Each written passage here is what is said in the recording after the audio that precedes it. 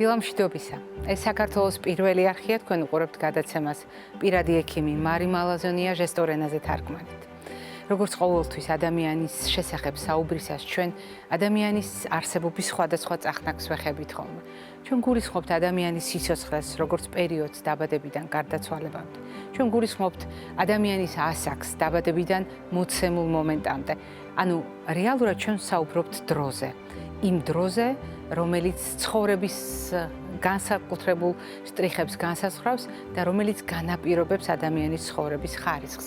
თუ რა არის ცხოვრების წესი, ჩვენ ამაზე არაერთხელ გვისაუბრია და შევთანხმდით, რომ ეს არა უბრალოდ გაცვეთილი სიტყვა და შეთანხმება, არამედ კონკრეტული ფაქტორების ერთობლიობა და ასეთ შემთხვევაში ჩვენს ტრადიციულ კვებასთან ერთად აუცილებლად უნდა გავითვალისწინოთ ფიზიკური აქტივობაც და ძილიც, სტრესის მართვაც და მავნეჩვევების ქონა არ ქონათ, სქესობრივი კულტურაც და აგრეთვე ადამიანის განათლებაც და ასე შემდეგ. და აი ამ არჩევანში თითქოს ძალიან კარგად ნაცნობ სიტყვებს შორის ჩვენ პოულობთ წონასწორობას.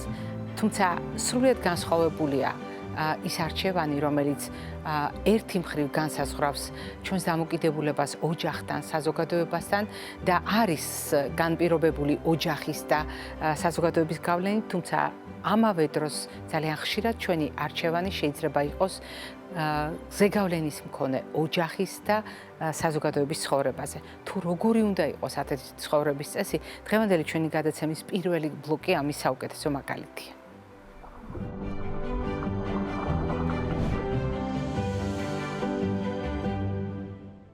ჩვენ ძალიან ხშირად საუბრობთ ხოლმე ჩვენს არჩევანზე, გაცნობიერებულ არჩევანზე, რომელიც ცხოვრების წესს უკავშირდება და შევთანხმდით, რომ რამდენი ადამიანიც არის იმდენ ენაზე შეიძლება ითარგმნოს ცხოვრების წესის რაობაც და მნიშვნელობაც. თუმცა არის ცხოვრების წესი, რომელიც სხვა ადამიანებისათვის სამაგალითო და მისაბაძი ხდება. არის ცხოვრების წესი, რომელიც სხვა ადამიანებისათვის ძალის მიმცემი ხდება. არის ცხოვრების წესი, რომელიც სხვა ადამიანებისათვის мотиваცია ხდება და ჩვენ, როდესაც სხვადასხვა რუბრიკის ფარგლებში გიყვებით ხოლმე ადამიანების ისტორიებს, ჩვენ პრაქტიკულად ერთი ადამიანის თავგადასავალს გაცნობთ. ადამიანების ცხოვრების ამბავს გიყვებით იმისთვის, რომ უკეთ ვიცნობდეთ ერთმანეთს. იმისთვის, რომ არ დაგვავიწყდეს, რას ნიშნავს საზოგადოება, როგორ ვჭირდებით ერთმანეთს. იმისთვის, რომ ერთმანეთი დავინახოთ ისეთები, როგორებიც ვართ რეალურად. იმისათვის, რომ ერთმანეთს მოვუსმინოთ და არა უბრალოდ მოვუსმინოთ, ერთმანეთის ნათქვამი შევისმინოთ. და ძალიან ხშირად ჩვენ ერთმანეთს ვუყურებთ, მაგრამ ვერ ვხედავთ. ჩვენი გადაცემის ამოცანაა ერთმანეთის მართლაც დავინახოთ და არა უბრალოდ ვუყუროთ. ერთმანეთის შევისმინოთ და არა უბრალოდ მოვუსმინოთ. და ის ნაწილი გადაცემისა, რომელიც აი ახლა ერთად უნდა გავიაროთ, ძალიან საპატიო და საამაყოა ჩემთვის, რადგან ამ ბლოკის სტუმარი არის თქვენთვის ძალიან კარგად ნაცნობი ადამიანი. ადამიანი, რომელიც ჩვენი გადაცემით გაიცანით მრავალი წლის წინ და რომელიც ჩვენთან ერთად აი ამ გზას ამდენი წელია უძღვება. ეს ადამიანი იქცა ჩვენი ოჯახის წევრად და პრაქტიკულად ჩვენთვისაც მაგალითად იმისთვის, რომ ვილაპარაკოთ ცხოვრების წესზე. ნიკა თვაური გახლავთ ჩვენი სტუმარი. ნიკა, დილამშვიდობისა. მადლობა მარი, ეს სიტყვებისთვის, მიხარია თქვენთან ვარ. მიხარია, რომ ამდენი წელი ჩვენ მეგობრობთ, თანამშრომლობთ და რაც თავარია, პრაქტიკულად ოჯახის წევრი გახდით და განსაკუთრებით საინტერესოა, რა თქმა უნდა, ერთია ქრისტიშანავას სიუჟეტში დატეული ისტორია, მაგრამ მეორეა, როდესაც ამ სიუჟეტების მასშტაბს გაცდა ეს ურთიერთობა. კადრს მიღმა, კადრშიც და მე მინდა დავიწყო იქიდან, სადაც ჩვენ გავჩერდით. ჩვენ გავჩერდით დაპირებაზე, რომელიც უკავშირდებოდა ცხოვრების წესის არჩევანს. რა თქმა უნდა, ჩვენ შევთანხმდით, რომ ადამიანებს გვაქვს დაბრკოლებები ცხოვრებაში, გვაქვს ფაქტორები, რომელიც რაღაცას გვიზღუდავს. გვაქვს სირთულეები სხვადასხვა სისტემების, ორგანოების შესაბამისად და ასეთი სირთულეები ჩვენს გარშემო, ჩვენს თავს უამრავია. მაგრამ როდესაც ჩვენ გაცნობიერებულად ვირჩევთ ცხოვრების წესს, ეს განსაკუთრებით მნიშვნელოვანია. არა იმიტომ, რომ ჩვენ ავირჩიეთ, არამედ იმიტომ, რომ ცხოვრების წესი ეს არის ერთი ადამიანის არჩევანი, რომელზეც გავლენას ახდენს ოჯახით, საზოგადოებაც და ასე შემდეგ და მეორე მხრივ ეს არჩევანი ახდენს გავლენას ოჯახზეც, საზოგადოებაზეც და ასე შემდეგ. შენ აირჩიე ცურვა. და ამითი შეცვალე შენი ცხოვრების წესიც და შეცვალე სხვა ადამიანების ცხოვრების წესიც. დიახ, ცურვა ავირჩიე, ცურვა გახდა ჩემი, რა ვიცი, ცხოვრების ყველაზე დიდი ლატარიის ბილეთი, რომელიც უბრალოდ დავიჭირე კბილებით, რადგან ვიცოდი, რომ აი ამ გზით მივიდოდი იქ, რაც მქონდა დაგეგმილი. ეს მე მქონდა დაგეგმილი, შენიცი და ძალიან ბედნიერი ვარ და ამაყი რომ ეს გეგმა განვახორციელე.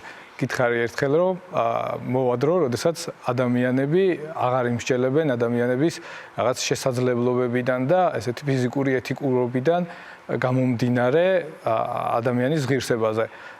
მგონი ეს დრო, ამისთვის ყინული დაიძრა ყოველ შემთხვევაში ადამიანებმა დაიწყეს არა შეხედულობებით ფიქრი სხვა ადამიანებზე, არამედ მისი პროფესიონალურობიდან გამომდინარე აღიქვავენ უკვე პიროვნებას. ამით მართლა ვამაყობ. მე რომ თქვა რომ არ ვამაყობ თქო, ალბათ არ დამიჯერებ. ძალიან ვამაყობ და ყველა შესაძლო შემთხვევაში ამას ხაზს უსვამ. თუმცა უნდა დაგისვა კითხვა, როგორი არის ის ჯგუფი ადამიანებისა, ვისაც შენ ცურვას ასწავლი? როგორები არიან და როგორია მათ დამოკიდებულება შენ მიმართ? ის ჯგუფი ადამიანებისა ზუსტად ისეთივეა, როგორიც ვარ მე. მე მყავს მეგობრები, რომლებიც იძახიან, რომ ანუ რა მაგარი ხარ, ვამაყობ შენითო, მაგრამ მე ვამბობ ამ ადამიანებს, რომ ისინი ზუსტად ჩემ სიტუაციაში რომ აღმოჩენილიყვნენ, ზუსტად ჩემნაირად იმოქმედებდნენ, რადგან ამაში არ ხედავენ რაღაც ტრაგედიას, არამედ ხედავენ უბრალოდ გამოსავალის გზებს.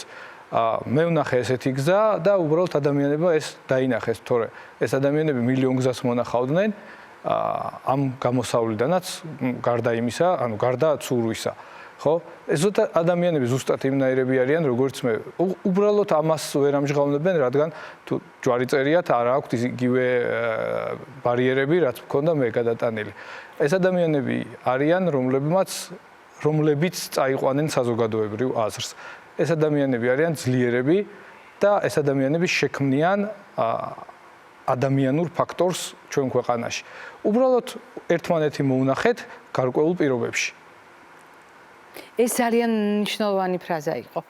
ერთმანეთი მოვძებნეთ და მოვნახეთ გარკვეულ პირობებში. რა იყო დაბრკოლებები შენთვის? აი შენ თქვი რომ მათ არ აქვთ ასეთი დაბრკოლებები, შენ გქონდა, მაგრამ მიუხედავად ამისა, საერთო დამოკიდებულება, საერთო სწრაფვა აღმოაჩინე შენსა და ამ ადამიანებს შორის. რა იყო ეს დაბრკოლებები, რომელიც სხვებს გადაულახავ ბარიერად მიაჩნია? ორი სიტყვით თქვი. დაბრკოლება იყო ფუჭი, საზოგადოებრივი აზრი, რომელიც განაპირობებს, როგორც ასე ვთქვათ, უფრო აი გიტლერს რო შევადაროთ რა სიტუაციას, როდესაც ადამიანს, რომელსაც ფიზიკურ ეთიკურ ნორმებს არ აკმაყოფილებს, ის ადამიანი უნდა ჩაამწყდიო კონცლაგერში. აქაც მსგავსი სიტუაცია იყო, ოღონდ უკვე საზოგადოებრივი აზრი, აქ არავინ ხვრეტდა მაგის გამო. ეს იყო საზოგადოებრივი აზრი, რომელიც კეტდა ამ კონცლაგერში, რომელიც იყო შენი სახლი, შენი ოთახი. უბრალოდ მე ეს კედელი დავანგრიე. უბრალოდ დავანგრიე ეს კედელი და გავუსვი ხაზი იმას, რომ თავარი არის შენი აზროვნება და არა ფიზიკური შესაძლებლობები. ეს აჯანყება ძალიან მნიშვნელოვნად მიგაჩნია, მე ვიცი. ჩვენ ძალიან მნიშვნელოვნად მიგვაჩნია, იმიტომ რომ ყველა იმ ადამიანს, ვისაც აქვს ასეთი რისკი, რომ საკუთარი შეზღუდული გარკვეული შესაძლებლობების გამო შეუქმნან ასეთი ბარიერები, საზოგადოებამ ჩაკეტოს როგორც თავად ბრძანებდი კონკრეტულ სივრცეში და კონკრეტული, ვთქვათ, მასშტაბით. ამ ადამიანებსაც აქვს გარღვევის შესაძლებლობა. შენი მაგალითი ამას ადასტურებს. შენი მოსწავლეები პრაქტიკულად ჯანმრთელი ადამიანები არიან? დიახ. პრაქტიკულად ჯანმრთელი ადამიანები არიან? აბსოლუტურად ჯანმრთელები და აბსოლუტურად პროფესიონალი სპორტსმენებიც კი. და აი ამ ადამიანებსა და შენ შორის, როდესაც შენ საერთო ღერძი ააგე, შენ თქვი რომ ჩვენ გვაქვს საერთო დამოკიდებულება. ანუ მსგავს სიტუაციაში ისინი ასევე მოიქცევოდნენ. ეს საერთო არის ბრძოლის უნარიანობა და არ დანებება, ნიკა. დიახ. ეს არის უბრალოდ სიცოცხლის სიყვარული, ეს არის უბრალოდ პასუხისგებლობა ადამიანობაზე, რომ შენ უნდა გაიარო შენი ცხოვრება. შენ არ ხარ ცხოველი, რომ რაღაც ფიზიკური ნაკლის გამო განიდევნო ჯოგიდან. ნიკა, გულწრფელად მითხარი, ახლა ბედნიერი ხარ? მართალია, ჩემი დაპირება ნამდვილად შეასრულე. მაგრამ ის რომ ეს გააკეთე შენ ცხოვრებაში, შენ თუ ხარ ბედნიერი? აბსოლუტურად ბედნიერი ვარ. აი, მე ვცხოვრობ ცხოვრებით. ამ ცხოვრებისთვის დავთმობ ცხოვრებას. და ისიც უნდა გითხრა გულწრფელად, რომ ამას ველოდი, მაგრამ მაინც გამიკვირდა საქართველოში საზოგადოებამ, რომ ესეთი უკუკავშირის შეგრძნება მომცა, იმიტომ რომ ზოგადად ძალიან ბევრი განსაცდელი მქონდა მანამდე და ბარიერი უბრალოდ იმის გამო, რომ აუზზე შევეშვი. წარმოიდგინეთ, აუზზე არ მიშვებდნენ და ეხა მე ვავარჯიშებ აუზზე. აი ეს გზა წარმოიდგინეთ ეხა თქვენ თავში. მე მინდა რომ ეს გზა წარმოიდგინოს მაყურებელმა. მე ეს გზა ძალიან კარგად ვიცი, ნიკა, იმიტომ რომ არაერთხელ თქვი შენი ცხოვრების ეს მნიშვნელოვანი ეტაპები ჩვენს თვალწინ ვითარდებოდა და ამიტომ ვიცი. ვიცი შენი დამოკიდებულება და ვიცი შენი განსაკუთრებული განწყობა მოვლენების მიმართ, ამიტომ ჩემთვის ძალიან დასაფასებელია ყველა სიტყვა, რაც შენ დღეს თქვი. ძალიან დიდი მადლობა. ჩვენთან სტუმრობისთვის. მე იმედი მაქვს კიდევ მოხვალ ჩემთან გადაცემაში და ჩვენ არაერთხელ ვისაუბრებთ. მე მორიგი დაპირებით მინდოდა რომ გამეშვი, მაგრამ იმედი მაქვს რომ მოულოდნელი სიახლეებითაც გამაკვირვებ შემდეგი სტუმრობისას. ნიკა, მადლობა და წარმატებები შენ. შენ ყველაზე დიდი გზა გაცურე. ეს არ არის უბრალოდ აუში დისტანციის გაცურვა და გადალახვა, ეს იყო უზარმაზარი ბარიერებით ახსავსე დისტანცია შენი ცხოვრების მანძილზე, რომელიც შენ ნამდვილად წარმატებით გაცურე და ძალიან ბევრი ადამიანისთვის ნამდვილად იქეცი უკვე მაგალითად. მაყურებელს მადლობა შენ ამდენი ხნის მეგობრობისთვის. მაყურებელს შევახსენებ დღევანდელი ჩვენი გადაცემის სტუმარი გახლდათ სპორტსმენი ბატონი ნიკა თვაური. ჩვენ არ გემშვიდობებით, რასაკვირველია ვაგრძელებთ გადაცემას და ძალიან მნიშვნელოვანი სიუჟეტი გელოდებათ წინ.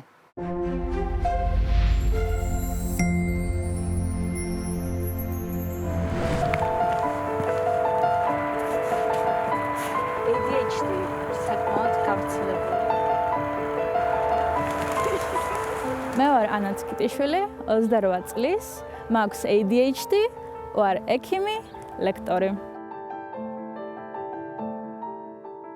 ADHD-ზე როცა დავიწყე ფიქრი, იყო მე-6 კურსის ბოლოს. ADHD-ის ერთ-ერთი ყველაზე მთავარი პრობლემა არის ის, რომ გიჭირს შენი ყურადღების ისეთ რაღაცეებზე მიმართვა, რაც იმ მომენტში არის მნიშვნელოვანი. შენი სხეული შენს ტვინს არ ემორჩილება. ADHD-ის მქონე ბავშვები 6-ჯერ უფრო მეტ შენიშვნას იღებენ, ვიდრე არა ADHD-ის მქონე ბავშვები. ხარ შენი თავის კრიტიკოსი, გარშემოც ყველა გაკრიტიკებს, თან ეს შენიშვნები არ არის გაბალანსებული შექებით. გამომდინარე შენი გარემოდან, ხო? როგორ შეგზღუდავს ეს შენი გარემო? ისეთივე იქნება შენი უნარშეზღუდულობა. თოვლის გუნდა რომ ჩამოგორდება იმაზე ფერდობზე და ბოლოს რა ერთი ძალიან დიდი ბურთივით არის, აი დაახლოებით ეგეთი შეგრძნება არის ცხოვრობდე არადიაგნოსტირებული კონდიციით ცხოვრებაში. რაღაც მომენტში უკვე მივხვდი რომ აი საერთოდ აღარ მუშაობდა არანაირი სტრუქტურა რაც მქონდა. დავჯდები, წავიკითხავ ერთ-გვერდს და უცებ ხვდები რომ საერთოდ სხვაგანა ვარ. ეს ხდება ინტენსიურად. რომ მივედექი ისეთ თემებს, რაც აი ძალიან მიყვარდა და ძალიან მაინტერესებდა და იქაც რომ ზუსტად იგივე პრობლემები შემხვდა, აი მად მივხვდი რომ რაღაცაში არის საქმე. დავიწყე მე უკვე ADHD-ზე მოძიება ინფორმაციის და საბოლოო ჯამში მივედი აი ამ დიაგნოზამდე. ყველაზე მნიშვნელოვანი რაღაც რაც გავაკეთე არის რომ ჩამოვშალე ნეგატიური და მავნე რწმენები ჩემს თავზე. დღესდღეობით ვარ ლექტორი. ძირითადად ფსიქიკურ ჯანმრთელობასთან დაკავშირებულ საგნებს ვასწავლებ. ძალიან მიყვარს ხოლმე ჩემი სტუდენტების აზრის მოსმენა. და ვეუბნები, რომ ოდესმე თუ წარმოიდგენით, რომ ექიმი იყოს ADHD-ით. ან თქვენი ლექტორი. ძალიან შეერთამობენ, რომ არა, ძალიან რთულია. მე ვეუბნები, რომ გამარჯობა. ძალიან პატარაობაში მიმიყვანეს ჩემმა მშობლებმა, მე მგონი 5 წლის ვიყავი. პირდაპირ მითხრეს, რომ აბა მიდი ისრიალე. იმდენი რაღაცა იყო გასათვალისწინებელი, თან ახლა 5 წლის ასაკის ხარ. თან ADHD-ით ძალიან რთული იყო და უბრალოდ ვეღარ გამომკლავდი და მე ჩემს მშობლებს ვუთხარი 1 წლის მერე, რომ აღარ მინდა თქო. შეიძლება ADHD-ის მქონე ბავშვმა უარი თქვას რაღაცაზე, იმიტომ რომ ის გარემო მისთვის არის ძალიან რთული. შეიძლება ძალიანაც უყვარდეს იმ რაღაცის კეთება, მაგრამ იმდენად რთულია და გადამტვირთავი, რომ უბრალოდ ნებდება მე. იმ მომენტში, როცა ყინულზე ხარ, შენ უნდა გქონდეს შენი გარემოების აღქმა ძალიან კარგი, შენი სხეულის აღქმა უნდა გქონდეს და უნდა შეგეძლოს დეტალებზე ყურადღების მიქცევა. საბოლოო ჯამში მიზამიმართულად თუ შემთხვევით, ისეთი საინტერესო უნარჩვევები გივითარდება, რაც მერე შეგიძლია გადაიტანო ცხოვრების სხვა სფეროებში. საბოლოო ჯამში ფიზიკურადაც უკეთესად გრძნობ თავს და მენტალურადაც უკეთესად გრძნობ თავს.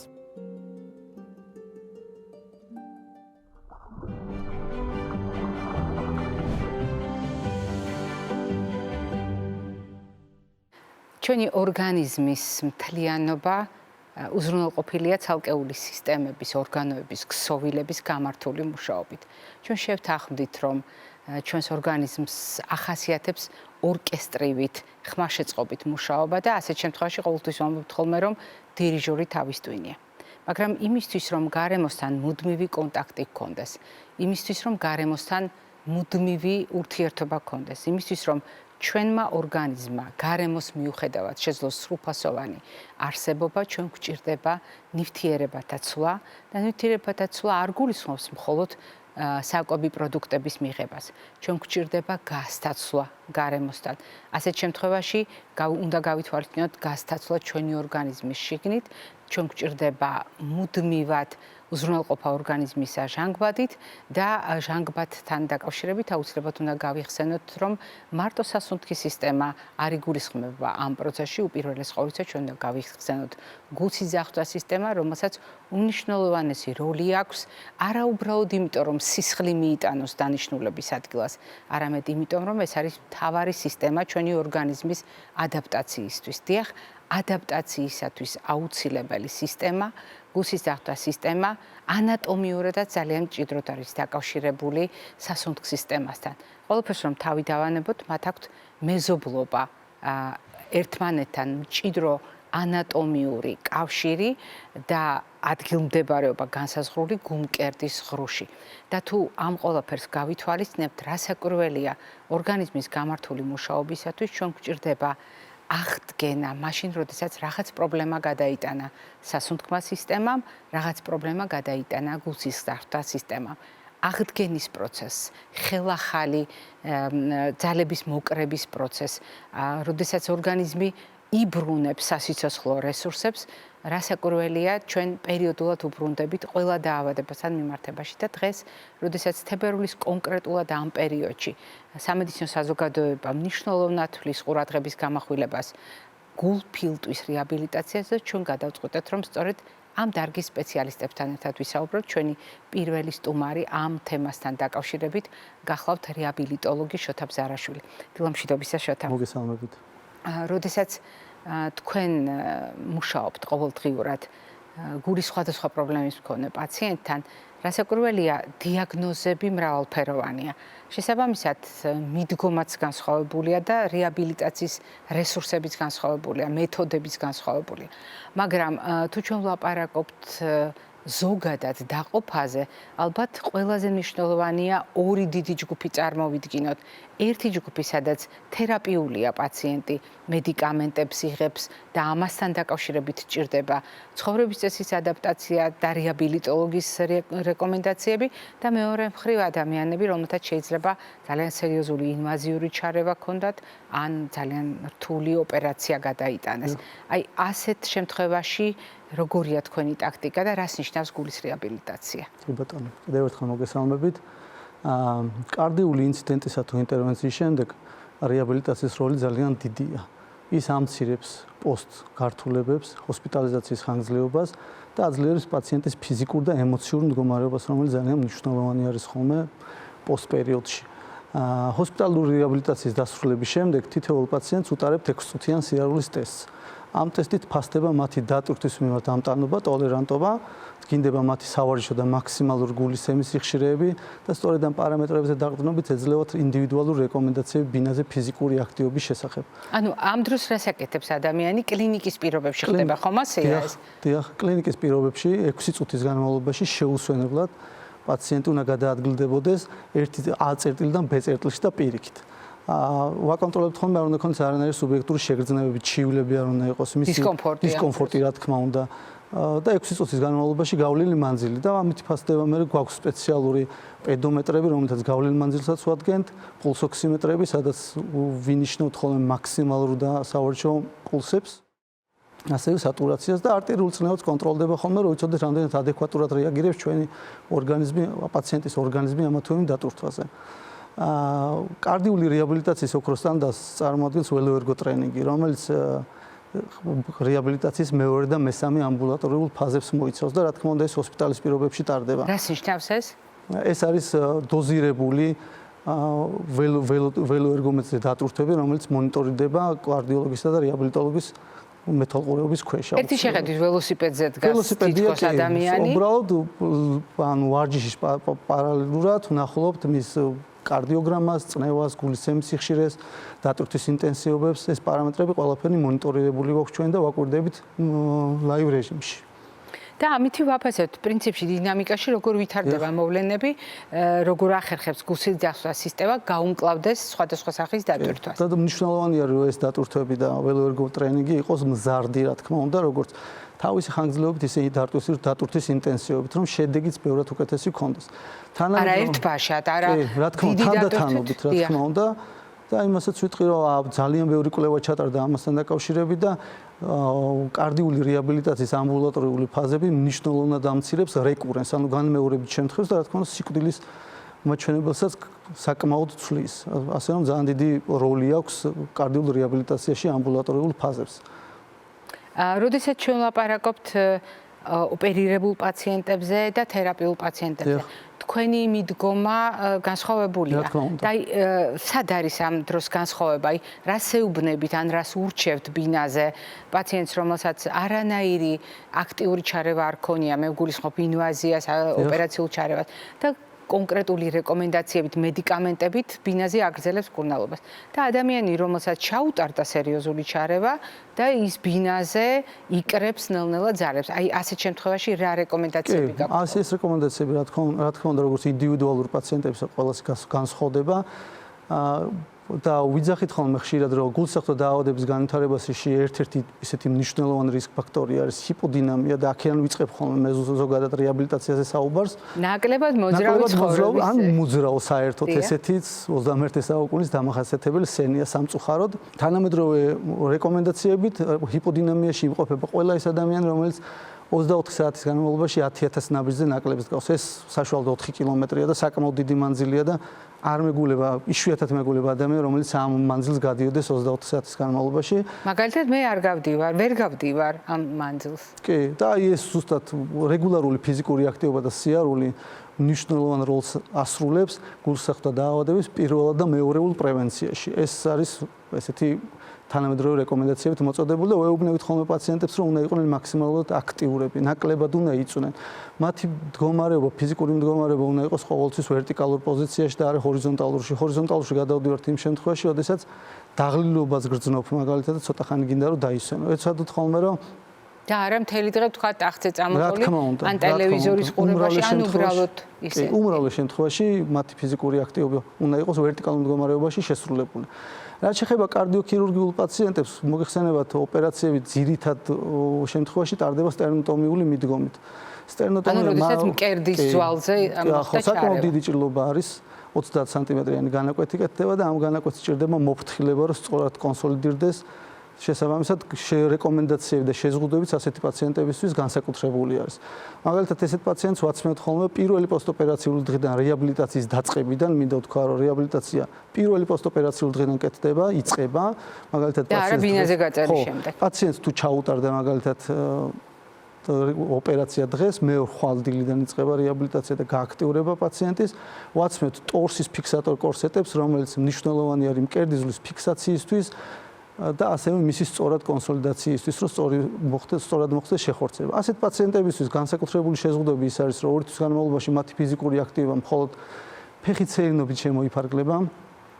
პლუს ასეთ პაციენტებს აქვთ ბურთი და ინსპირატორი, რომელსაც სახლის პირობებში ბერავენ და ეს ძალიან მნიშვნელოვანია იმისთვის, რომ პლევრის ღრუში ფილტვის პერანგში სითხე არ მოიმატოს და ანთებითი პროცესები არ დაიწყოს. საკმაოდ დიდ როლს თამაშობს ეს, მაგრამ 4-5 თვის გასვლის შემდეგ ასეთ პაციენტებს ვაძლევთ ხოლმე რეკომენდაციებს, რომ თუ არ აქვთ არანაირი დამატებითი ფიზიკურ აქტივობასთან დაკავშირებული შეზღუდვები ან საყდრმამოძრავებელი აპარატის პრობლემები, 4-5 თვის გასვლის შემდეგ ოპერაციიდან ასეთი პაციენტებს შეუძლიათ ცურვის დაწყება მაგალითად. რა თქმა უნდა, ესეც ეტაპობრივად და ნელ-ნელა ველოსიპედის ტარება, ასეთ დიდი ფიზიკური დატვირთვების მიღება შეიძლება და სულ ეუბნები ხოლმე ჩვენს პაციენტებს, რომ მსგავსი ოპერაცია არ ნიშნავს იმას, რომ შიშრული პირები ვართ, შეზღუდული შესაძლებლობის მქონე პირები ვართ დროებით და რაღაცა პერიოდის გასვლის შემდეგ ყველა შეზღუდვა იხსნება და უბრუნდებით ცხოვრების ნორმალურ რიტმს.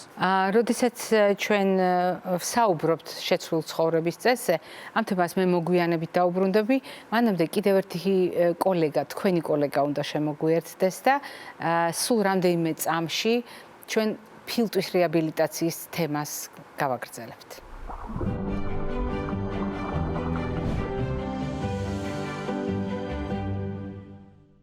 კიდევ ერთი კოლეგა შემოგვიერთდა და გაგახსენებთ, რომ გულის და ფილტვის რეაბილიტაციაზე ვსაუბრობთ. შესაბამისად, ჩვენი საუბრის შემდეგი ნაწილი ფილტვის რეაბილიტაციას ეთმობა. თეონა კვიცაძეს მივესალმები. თეონა, დილამშვიდობისა. დილამშვიდობისა. როდესაც ფილტვის რეაბილიტაციაზე ვსაუბრობთ, ჩვენ გვაქვს კონკრეტული ამოცანები. ამ შემთხვევაში თქვენ როგორც რეაბილიტოლოგს გაქვს კონკრეტული ამოცანები. და ეს ბევრად არის დამოკიდებული ცხადია პაციენტის დიაგნოზზე, პაციენტის მდგომარეობაზე, ასაკზე და მრავალ სხვა ფაქტორზე. კი ბატონო, ფილტვის რეაბილიტაცია ზოგადად მინდა დავიწყო აქედან, რომ თანამედროვე მედიცინაში ფართოდ დანერგილი კომპლექსური მიდგომა, რომელიც გამოიყენება ისეთ პაციენტებში, ვისაც აქვს ქრონიკული და ხანგრძლივად მიმდინარე ფილტვის პრობლემები. მნიშვნელოვანია ის, რომ საზოგადოებამ სწორად გაიგოს, ფილტვის რეაბილიტაცია არ არის მხოლოდ სამკურნალო ვარჯიშები ან სუნთქვის ტექნიკები. ეს არის სტრატეგიული შემუშავებული გეგმა, რომელიც ეხმარება პაციენტს სწორად მართოს მისი დაავადება. ქრონიკულად მიმდინარე პრობლემები, როდესაც აქვს პაციენტს იჩენს ისეთი ჩივილები, როგორც არის მოგვეხსენება ყველას ქოშინი, ადვილად დაღლა კუნთების სისუსტე და მოძრაობის შიშიც კი. ზუსტად ფილტვის რეაბილიტაცია ამ დროს მნიშვნელოვანია, იმიტომ რომ პაციენტი სწავლობს იძენს უბრალოდ კონტროლს, რომ სწორად მართოს მისი დაავადება, უკეთესად გაიუმჯობესოს ცხოვრების ხარისხი და ნაკლებად იყოს მისთვის დისკომფორტის მომცველი. რეალურად რაზედაც თქვენ საუბრობთ, ეს არის ისეთი ცოდნის შეძენა, რომელიც ადამიანს საკუთარი პრობლემების მართვაში ეხმარება. ანუ რაც თქვენ ბრძანეთ, ეს არის პრაქტიკულად არა უბრალოდ ზოგადი რეაბილიტაციის პროცესი განყენებულად, არამედ ამ ადამიანის მომზადება იმისთვის, რომ ბინის პირობებში, ყოველდღიურ რეალობაში ის თვითონაც გაუმკლავდეს თავის პრობლემებს. კი ბატონო, აღსანიშნავია ხა ფილტვის რეაბილიტაცია როგორც სამედიცინო დაწესებულებაშია შესაძლებელი, ასევე ბინის პირობებშიც მთავარია რეაბილიტოლოგის მეთვალყურეობისა და რეკომენდაციების ქვეშ. იმიტომ რომ პაციენტმა თუ არ იცის რა დროს როგორ უნდა მოიქცეს, როგორ უნდა მართოს თავისი დაავადება, შესაძლოა მოყვეს გართულება, ქოშინის მომატება ამა თუ იმ ვარჯიშის დროს. ამიტომ თავიდან ჩემი რეკომენდაცია იქნება რეაბილიტოლოგის რჩევებით, სწორად დოზირებულად იქნეს შერჩეული ფიზიკური აქტივობა, სუნთქვის ტექნიკები, რაც გააუადვილებს შემდგომში უკვე პაციენტს გაუადვილებს, რომ ბინაზე გააგრძელოს ჩვეულებრივად რეაბილიტაცია, მაგრამ მინდა აღვნიშნო ისიც, რომ რეაბილიტაციის დასრულების შემდგომ რომ შენარჩუნდეს მიიღეს ის შედეგი, რაც გამოიღო რეაბილიტაციამ, აუცილებელია რეაბილიტოლოგის რეკომენდაციებს მიყვეს ბოლომდე. თქვენ ახლა იგულისხმეთ რეაბილიტაცია კლინიკის პირობებში, რომელიც დაიწყო, რომელიც კონკრეტულ სტრატეგიას გულისხმობს, კონკრეტულ მკაცრ, ასე ვთქვათ, მტკიცებულებებზე დაფუძნებულ რეკომენდაციებს გულისხმობს. აი ეს სქემა გაიარა და თითქოს დაასრულა პაციენტმა. ასეთი განცდა არ უნდა ჰქონდეს. რეალურად ეს ცოდნა უნდა გამოიყენოს ყოველდღიურად უკვე ბინის პირობებში, იმისთვის რომ მიღებული შედეგი მაქსიმალურად დიდხანს შეინარჩუნოს. და არის ასეთი ცოდნა, რომელიც ყოველდღიურად შეიძლება გამოიყენოს ადამიანმა და რომელიც შეგვიძლია ჩვენც გაუზიაროთ ფილტვის რეაბილიტაციისთვის ბინის პირობებში. კი ბატონო, მე შემიძლია განახოთ სუნთქვის ტექნიკები, ანუ ამ დროს, როდესაც პაციენტი სწავლობს სუნთქვის სწორ ტექნიკებს, უადვილდება ყოველდღიური ცხოვრება, აღარ აქვს იმდენად გამოხატული ქოშინი ამა თუ იმ ყოველდღიურ აქტიურობაში ჩართულობის დროს და ჩვეულებრივად შეძლება იმ პაციენტები, რომ გაიმეორონ სახლში უპრობლემოდ. მთავარია ისევ და ისევ ვიძახი სწორად. თუ სწორად არ არის გაკეთებული, შედეგიც გვექნება ნაკლები და ისევ გაგრძელდება ჩვენი ქოშინი და არ იქნება აქტიური ცხოვრება. მოდით ვაჩვენოთ ჩვენს მაყურებელს.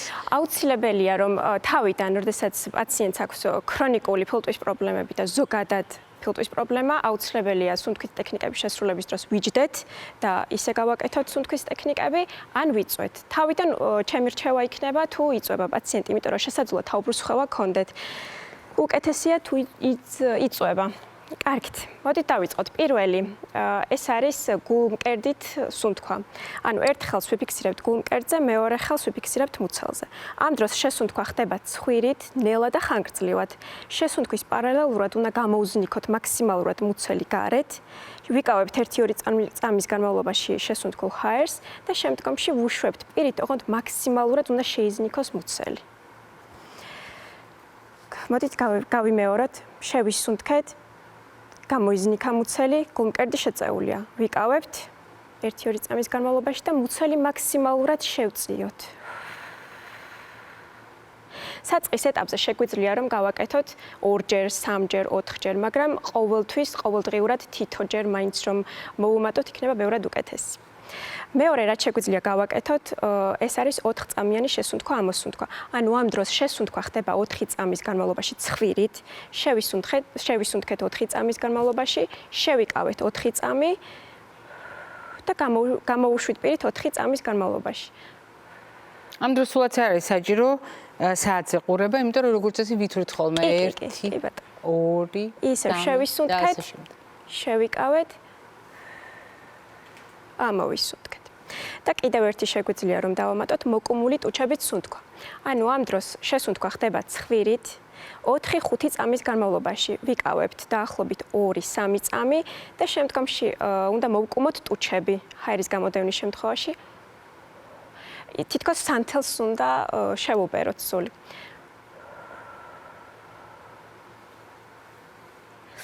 ამოსუნთქვა ბევრად უფრო ხანგრძლივი უნდა იყოს, ვიდრე შესუნთქვა.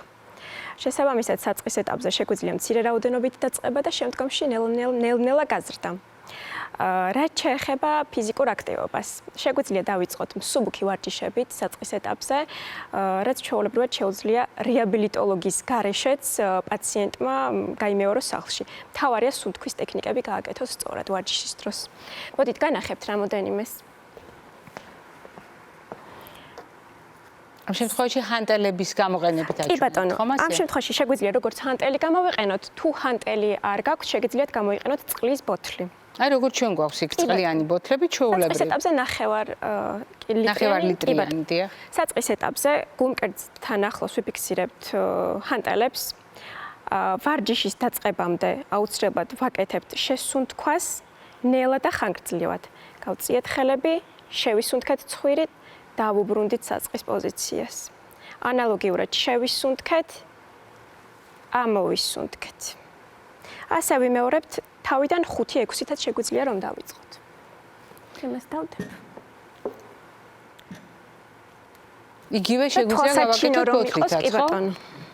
ანალოგიურად შევისუნთქეთ, ამოვისუნთქეთ პირით, დავუბრუნდით საწყის პოზიციას.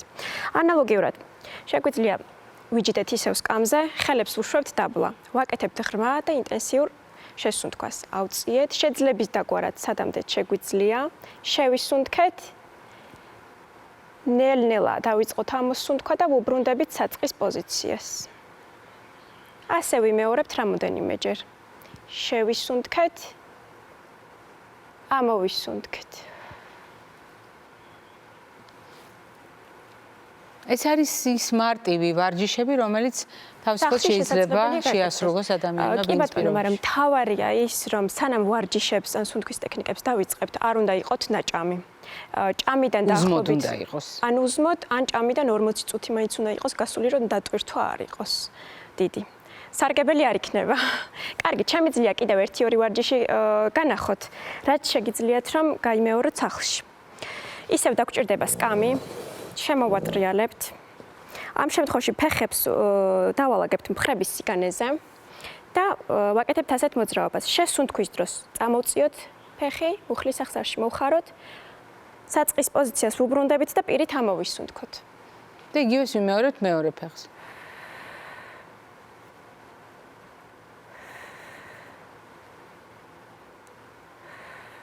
და კიდევ ერთი შემიძლია ეს ცოტა უფრო რთულია.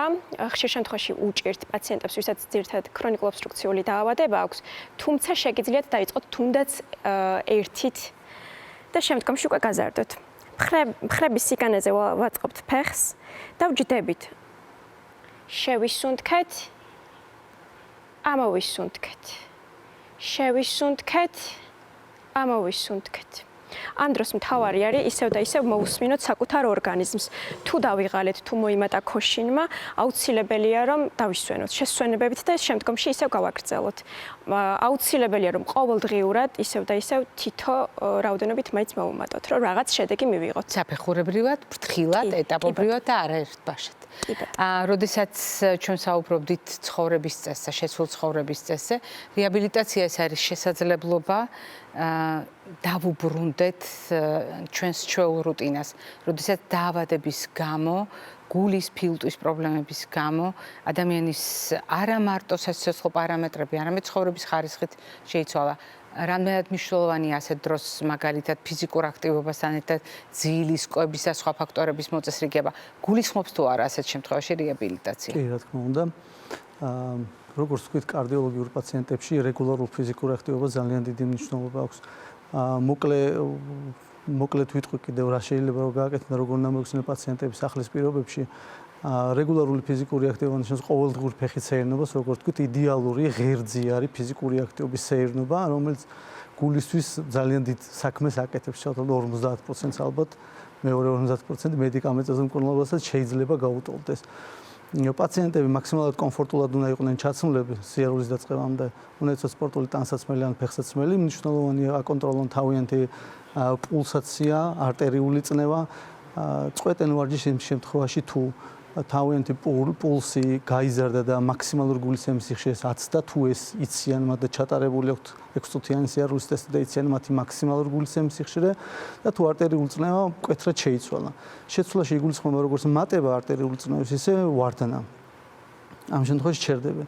თუ არ აქვს პაციენტს არანაირი ჩივილი, თაბრუსხევა, ჰაერის უკმარისობა, ქვემოკვდრობის დაღლილობა, ტკივილი, ზოგადი სისუსტე, ან ჭრილობის ტკივილი ასეთის არსებობის შემთხვევაში წყვეტს აუცილებლად ფიზიკურ აქტივობას და ალაგების შემდეგ ისევ აგრძელებს. უნდა ვიცოდეთ და ძალიან მნიშვნელოვანია, რომ ნებისმიერი ჩვენი ფიზიკური აქტივობა უნდა იყოს მაქსიმალურად კომფორტულად შესასრულებელი. რაც შეეხება კვებას, კარდიოლოგიურ პაციენტებში თუ განსაკუთრებული კვებითი შეზღუდვები არ აქვს, მაგალითად ან შაქრიანი დიაბეტი, ან სხვა რამე ისეთი პათოლოგია, რომლის დროსაც განსაკუთრებული დიეტა ინიშნება, კარდიოლოგიური თვალსაზრისით განსაკუთრებული მკაცრი შეზღუდვებს არ ითვალისწინებს.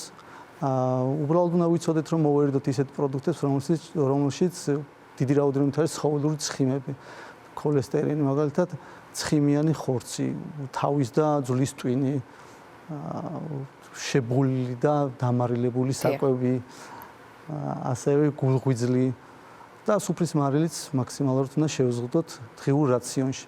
რა თქმა უნდა, ძილსაც ძალიან დიდი მნიშვნელობა აქვს, დაბალანსებული და კარგი ძილი, საწინდარია იმისთვის, რომ მეორე დღე ბევრად უკეთესი იყოს, კომფორტულად გაიღვიძო, ჯანსაღად გაიღვიძო და ბევრად უკეთესად იგრძნო თავი. და მინდა ჩვენს პაციენტებს ეს უთხრა, რომ შესაძლებელია დღეს ვერ იაროთ ის მანძილი, რომელიც გინდოდათ რომ გაგევლოთ გულით. ან ის ფიზიკური აქტივობა ვერ შეასრულეთ, რომელიც გინდათ რომ გეკეთებინათ და იცოდით რომ ეს შეიძლებოდა თქვენს, მაგრამ დღეს ვერ შეძლებთ. გახსოვდეთ რომ რეგულარული ფიზიკური აქტივობის ფონზე თქვენი დატვირთვის მიმართ ამტანობა და გავლილი მანძილი ყოველდღიურად შეიცვლება. და სწორედ აი ასეთი ძალიან კარგი პროგნოზით, როდესაც ადამიანს შეუძლია ნაბიჯ-ნაბიჯ საკუთარ ორგანიზმს შემატოს რესურსები, ყოველთვის მნიშვნელოვანია უსიამოვნო განცდების დაძლევა, მაშინ როდესაც მწვავე ფაზაშია დაავადება, მაშინ როდესაც რაღაც უსიამოვნო დიაგნოზი ახლახან შეიტყო, მაშინ როდესაც ინციდენტია, როგორც ჩვენ ვამბობთ ხოლმე, მაშინ როდესაც პროცესი ჯერ კიდევ არის არც თუ ისე ახლოს რეაბილიტაციასთან. ჩვენ უნდა გავითვალისწინოთ ის შესაძლებლობები, რომელიც წინ ელოდება ადამიანს, იმ შემთხვევაში თუ ცოდნას მოიკრებს, შემდეგ ამ ცოდნას გამოიყენებს არა მარტო კლინიკის პირობებში, არამედ რაც მთავარია სახლის პირობებში და ყოველდღიურად. მაყურებელს შევახსენებ, დიდი მადლობა კოლეგებო სტუმრობისთვის, მაყურებელს შევახსენებ, დღევანდელი ჩვენი გადაცემის სტუმრები ბრძანდებოდნენ რეაბილიტოლოგები თეონე კვიცაძე და შოთა ბზარაშვილი. მე არ გემშვიდობებით, წინ კვებით შუქნიშანი გველოდება.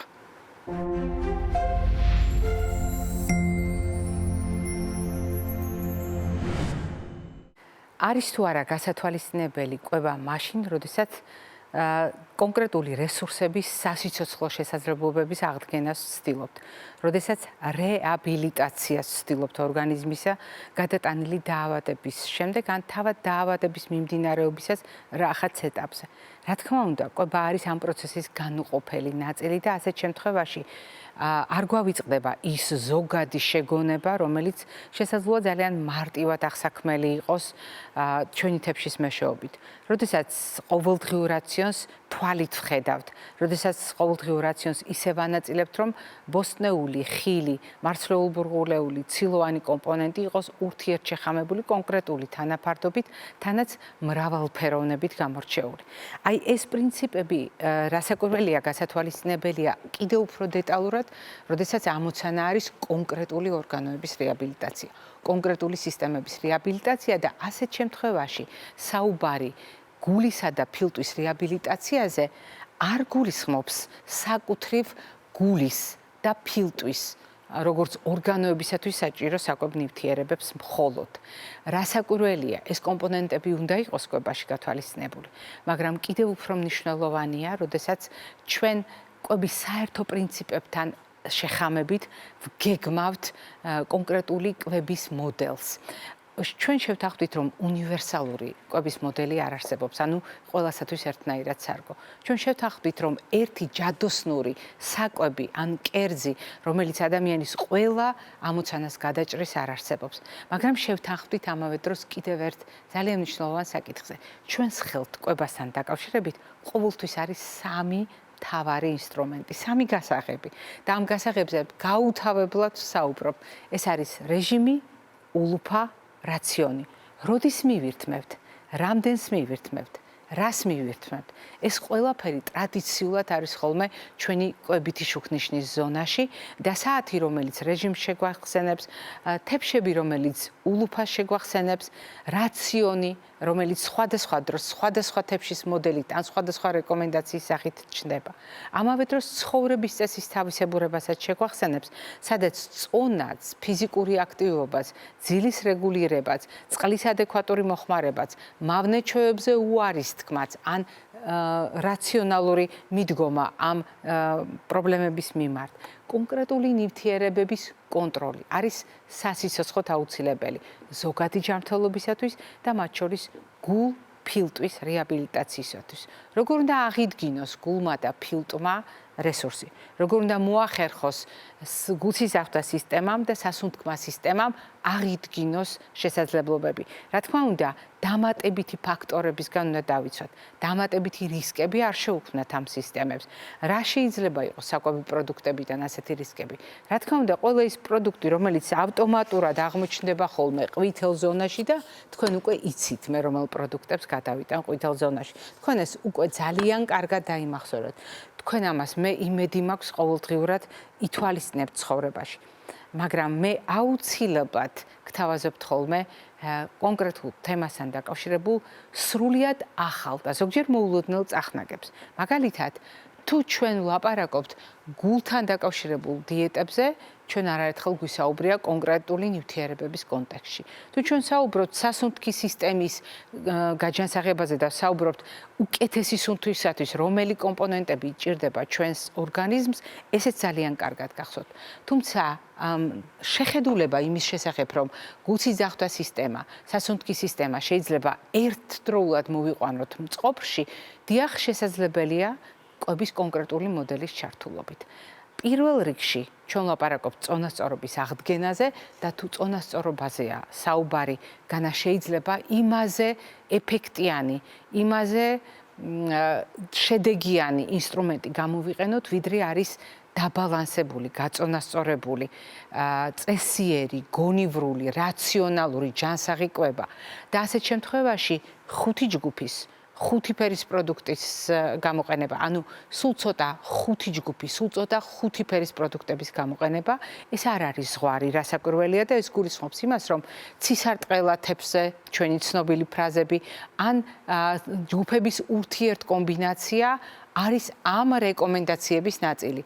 როდესაც ჩვენ კვებაში ვეძებთ წონასწორობას და კვებაში ნაპოვნი წონასწორობით, საკვები ნივთიერებების ურთიერთშეხამებით და აღდგენილი წონასწორობით, ეს წონასწორობა, როგორც ანარეკლი, გადმოგვაქვს ჩვენს ორგანიზმში, რადგან კვება ეს არის ორგანიზმის უზრუნველყოფა აუცილებელი ინფორმაციით, ხოლო თავად საკვები არის ინფორმაციის წყარო აი ამ სასურველი წონასწორობისთვის.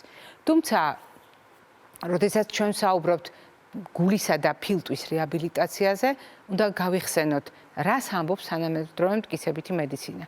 აღმოჩნდა, რომ ხმელთაშუა კვების მოდელი, ანუ ხმელთაშუა ზღვის სანაპიროზე მცხოვრები ადამიანების ტრადიციული კვების მოდელი ყველაზე კარგად წაადგება, ყველაზე ეფექტიანია გულისა და ფილტვის რეაბილიტაციისთვის. ამიტომ თანამედროვე რეკომენდაციებს შორის დაბალანსებული კვების მაგალითად მოჰყავთ სწორედ ხმელთაშუა ზღვის კვების მოდელი, სადაც ბოსტნეულის წილი მაღალია, სადაც ზღვის პროდუქტების წილი მაღალია, სადაც განსაკუთრებული ყურადღება ეთმობა გაუჯერებელ ცხიმებს ზეითუნის ზეთის სახით, სადაც თხილეულს, სხვადასხვა სახის თესლს უზარმაზარი მნიშვნელობა აქვს და შედარებით მცირე წილი აქვს წითელ ხორცს, განსაკუთრებით პროცესირებულ ხორცს და დამატებულ შაქრებს და ულტრა დამუშავებულ კომპონენტებს.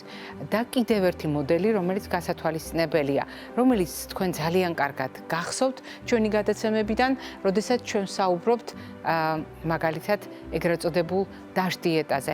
რასაკვირველია, დაშ დიეტა არის დიეტური მიდგომა არტერიული ჰიპერტენზიის შესაჩერებლად.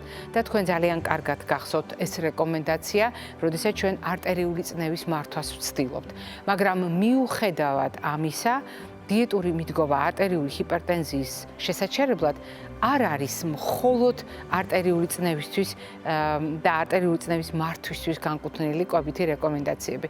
ეს არის ნაკრები რჩევებისა, რომელიც ძალიან წაადგება საკუთრივ წნევის მართვას, წაადგება ზოგადად გულსის ძახვის სისტემას და როგორც კვლევებით დასტურდება, ხმელთაშუა ზღვის დიეტასთან ერთად და ზოგად დაბალანსებულ კვების პრინციპებზე დაყრდნობით, ის წაადგება რასაკვირველია აგრეთვე ჩვენ სასუნთქ სისტემასთან. ამიტომ კვების ეს მოდელები დღეს როგორც ყველაზე რეკომენდებული მოდელები ისე განიხილება გულისა და ფილტვის რეაბილიტაციის დროს. ეს იყო დღევანდელი ჩვენი რეკომენდაციები. მე გემშვიდობებით და ტრადიციულად ჯანმრთელობას და დღეგრძელობას გისურვებთ.